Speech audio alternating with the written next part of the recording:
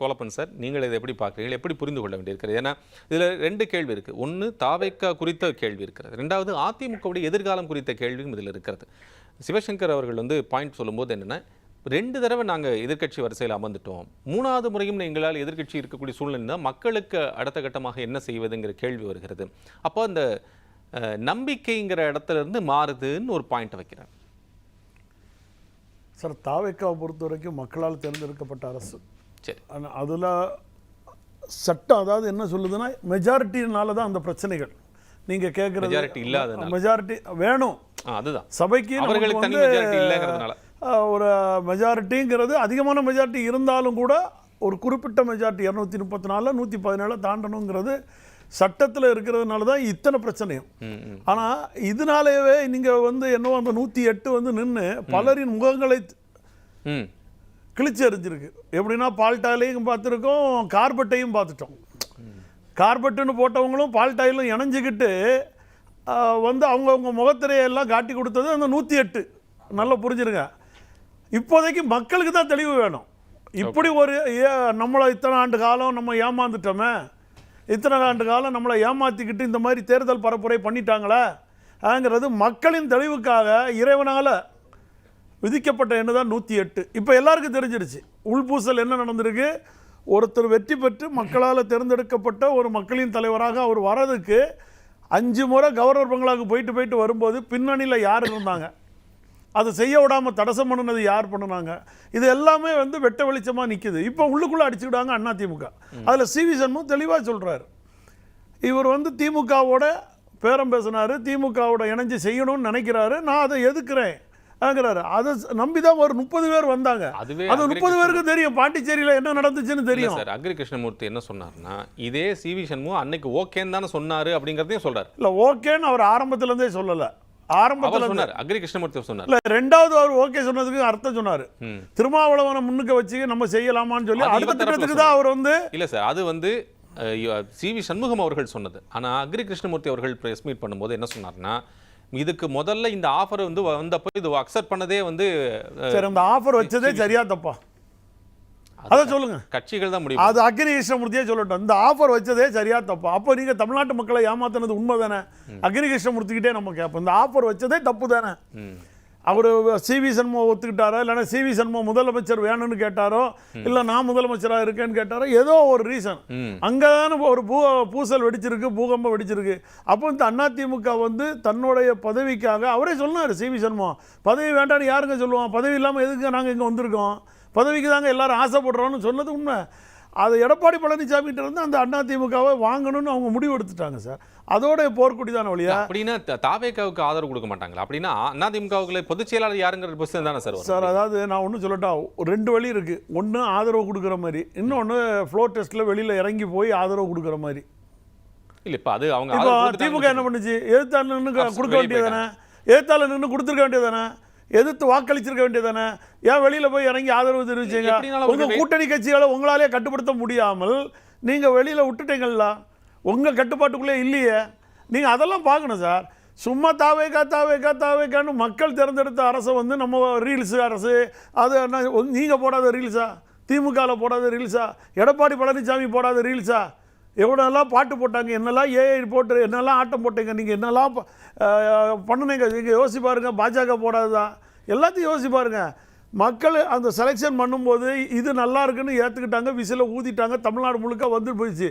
அதை ஏற்றுக்கிட்டு அடுத்த கட்ட நகர்வுக்கு நம்ம போனோமே ஒழியா இதிலேயே இருந்துக்கிட்டு நீங்கள் என்ன செஞ்சீங்க, நீங்கள் என்ன பண்ணுனீங்க, நாங்கள் என்ன பண்ணுறோம், நீ உள்ளே போகாத, இதெல்லாம் நம்ம ஒரு வரமுறைக்கு அப்பாற்பட்டு இருக்கு சார். என்ன கேள்வி வருதுன்னு கோலப்பன் சார், உங்களுக்கு நிறைய தெரியும், நீண்ட காலமாக இந்த அரசியல் நகர்வுகளே ரொம்ப நுணுக்கமாகவும் பார்த்து கொண்டிருக்கிறீர்கள், இன்னும் சொல்லப்போனால் உள்ளேருந்தே பார்த்துருக்கிறீங்க.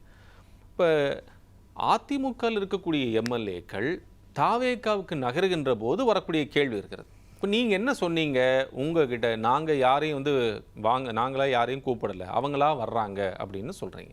ஆனால் உங்கள் மேலே வைக்கக்கூடிய எதிர்பார்ப்பு என்ன, நீங்கள் ஒரு தூய சக்தி, நீங்கள் ஒரு மாற்று சக்தின்னு சொன்னேன். ஏற்கனவே திமுக அதிமுக அதெல்லாம் பண்ணியிருக்குங்கட்டிக்கு தான் உங்களை எலெக்ட் பண்ணியிருக்கிறாங்க, நீங்கள் அதை ஏன் பண்ணுறீங்கிற விமர்சனத்தை போயிருக்காங்கல்ல. இப்போ போயிருக்கவங்க பேரில் ஏதாவது லஞ்ச லாவணி வழக்கு இருக்கா, இல்லை ஏதாவது குற்றச்சாட்டு இருக்கா சொல்லுங்கள். இந்த 4 பேர் பேரில் ஏதாவது இருக்கா? அந்த அம்மா அந்த அம்மா வந்து குமரவேல் மரகத குமரவேல் வந்து அவங்க அப்பா தலைவர் வீட்டில் வேலை பார்த்தவர். நல்லா புரிஞ்சுருக்காங்க. அம்மாவால எம்பி ஆக்கப்பட்டவர். அவங்க பேர்ல ஏதாவது குற்ற வழக்கு இருக்கா? இல்ல நம்ம இவரு இசைக்கு சுப்பையா அவர் பேர்ல ஏதாவது குற்ற வழக்கு? முதல்ல அம்மா போட்டுக்கிட்டு உடனே அமைச்சர் பதவி எடுத்த பிறகும் அதிமுக பயணிச்சாரு. இதே அமமுகவுக்கு வாழ்விடம் கொடுத்தாரு, எல்லாமே செஞ்சாரு. அவர் பெரிய கோடீஸ்வரன். நல்லா புரிஞ்சிருக்கேன். அம்பேல அவருக்கு ஒரு செல்வாக்கு இருக்கு தென் மாவட்டத்துக்குள்ளாடி. முக்களத்தோர் சமுதாயத்துக்கு இடையில அவருக்கு ஒரு செல்வாக்கு வச்சிருக்கிறவர். அவர் ஏதாவது தப்பு பண்ணினாரா? இல்லை, உங்கள் குற்ற வழக்கில் யாராவது இருக்காங்களா சொல்லுங்கள், ஈரோடில் சொல்லுங்கள், யாராவது இருக்காங்களா? போன 4 பேருமே வழக்கு அவர் தூய சக்தி தானே சார் எடுத்திருக்காரு. அவர் ஊழல் சக்தி எடுக்கலையே. ஊழல் சக்தியா இருக்கிற எடப்பாடி பழனிசாமி கூட்டாரா? அப்படின்னா எடப்பாடி பழனிசாமி கூட்டாரா சொல்லுங்க. அப்படின்னா ரெட்டையில சின்னத்தை நீங்க தவிர்த்திருந்திருக்கணும், எம்எல்ஏக்கு ஆஃபர் கொடுத்த டிக்கெட்ஸை நீங்க தவிர்த்திருக்கணும். எடப்பாடி பழனிசாமி வேணும், அவர்தான் முதலமைச்சர் ஆக்க போகிறோம் என்று சொல்லிதான் அவங்க 4 பேர் ஜெயிச்சிருக்காங்க. நீங்க கேட்ட கேள்விக்கு நான் எப்பவுமே கேட்கிறேன். இது ஒரு 4 பேர் போனதுக்கே இவ்வளவு தூரம் சொல்றீங்களா? எடப்பாடி தொகுதியில் ஒரு விசில் சின்னத்தை திருடிட்டு ஓடினாரு சொன்னாரு. அப்ப யாராவது பேசுனீங்களா சார்?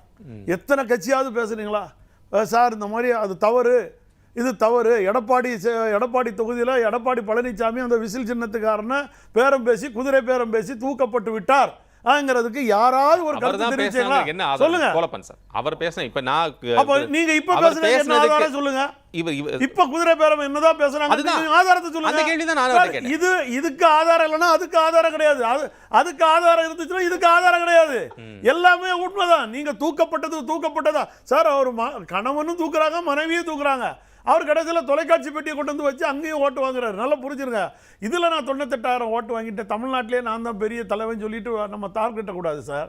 அதனால் செஞ்ச தப்புக்கு எடப்பாடி பழனிசாமி பகிரங்கமாக மன்னிப்பு கேட்கணும்.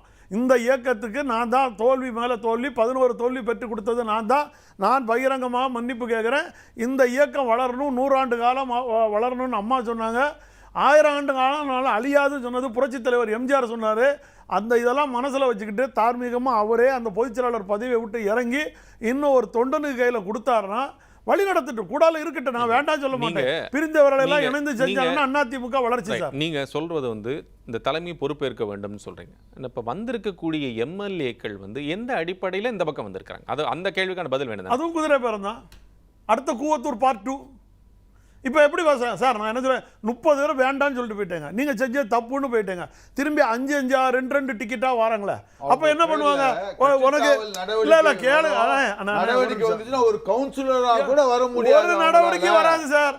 முதல்ல அவரே இன்னும் முடிவுக்கு வர இருக்கு சார். நீ இன்னும் தேர்தல் ஆணையத்திலே வழக்கு மேல இருக்கவங்க கையில இருக்கு. எதுவும் பண்ண முடியல. சார் ஓபிஎஸ் அதிமுக போட்ட வழக்கு இன்னும் காலாவதி ஆகல சார். அப்ப அது இன்ஃப்ராக்ஷஸ்.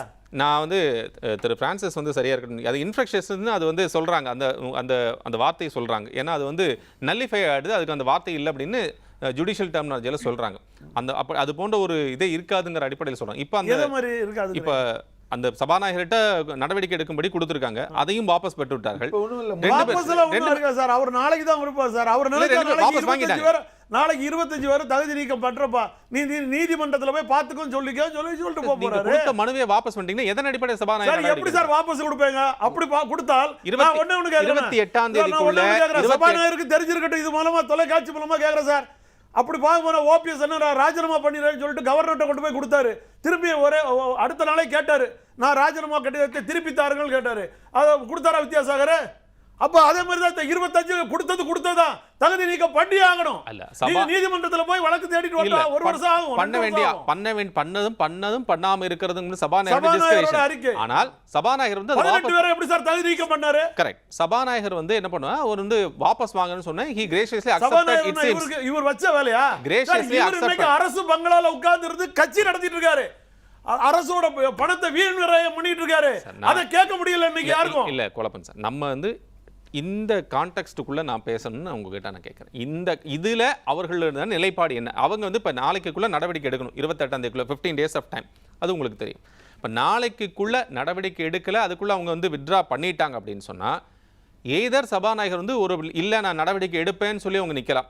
2வது பாயிண்ட் என்னன்னா, அவங்க அதை அக்செப்ட் பண்ணிக்கலாம். அது சபாநாயகருடைய டிசிஷன். இது டிஸ்கஷன். சட்டமன்றத்தில் கொண்டு போய் பட்டியல் பண்ணி கொடுத்தது எத்தனை பேர் இருந்தாங்க சார்? 30 பேர் இருந்தாங்களா? எல்லாரும் எதிர்த்து அந்த பேர் தான், பேரை படிச்சாங்க. பேர் வாசனையில எத்தனை பேர் இருந்தாங்க படிங்க. ஒவ்வொருத்தர் பேரை அதான் படிங்க, எத்தனை பேர் இருந்தாங்க பாருங்க. விஜய் பாஸ்கர், காமராஜன் வருஷ பேரை எத்தனை படிச்சு பேர் இருந்திருக்காங்க பேரை பாருங்க. படிச்சு அந்த வந்திருக்காங்க. அந்த அஞ்சு பேர் மட்டும் தான் பண்ணிருக்காரு. அந்த 5 சிவி பேர் சண்முகத்தை தவிர இல்ல. சார், இன்னைக்கு சிவி சண்முகம் இல்ல. அவர் இல்ல லெட்டர் கொடுத்திருக்காது, எல்லாத்துட்டையும் லெட்டர் வாங்கி கொடுத்துறாங்க. அங்க போனவங்க எத்தனை பேர் பாருங்க சார். சார். எல்லாரும் போய் இல்ல, அவர்தான் போகல, சார், சபாநாயகரை பேரை பார்த்து யார் வந்திருக்காங்களோ இல்லையான்னு பார்த்து நீங்க போய் பாருங்க, ஊடகத்துல போய் பாருங்க. தகுதி நீக்க பிரச்சனை வந்ததுன்னா கட்டாயம் அதுக்கு முன்னாடியே அவங்க ரிசைன் பண்ணி இதை ஜாயின் பண்ணிடுவாங்க. அப்படி ஒரு ப்ராப்ளம் வர்ற மாதிரி இல்ல அங்க சிக்கல் இருக்குது. நீங்க எது மீது முதல்ல நடவடிக்கை எடுப்பீங்கங்கிற கேள்வி வருது. அதுதான் கோலப்பன் சார் கேக்குறாரு. நான் அததான் கேக்குறேன். எந்த பாயிண்ட் மேல நீங்க நடவடிக்கை எடுப்பீங்க? திரு கோவிந்தராஜும் அந்த பாயிண்ட் தான் முதல்ல வச்சார். என்னன்னா ஃபர்ஸ்ட் ஆஃப் ஆல் சபாநாயகர் வந்து முதல்ல நடவடிக்கை எடுக்கும், தகுதி நீக்க நடவடிக்கை எடுக்கணும்னு சொல்லி கொடுத்துட்டீங்க. அதுக்கப்புறம் தான் ராஜினாமா கடிதத்தை கொடுக்குறாங்க. சோ நீங்க எதன் மீது முதல் நடவடிக்கை எடுக்குங்கிற டிஸ்கிரிப்ஷன் வந்து சட்டத்துல சபாநாயகர் கையில தான் இருக்கு. அவர் நாளைக்கு 25 பேர் தகுதி நீக்கம்னு கொடுத்துட்டா இவங்க நீதிமன்றத்துக்கு தான் போகணும். நீதிமன்றம் சுப்ரீம் கோர்ட் வரைக்கும் போலாம். 2 வருஷம், அதுக்குள்ள 2 வருஷம் பேரும் உங்களுக்கு கிரவுண்ட் டெஸ்ட் எல்லாம் முடிச்சிட்டு போயிருவாங்க. ஒன்னும் பிரச்சனையே கிடையாது சார்.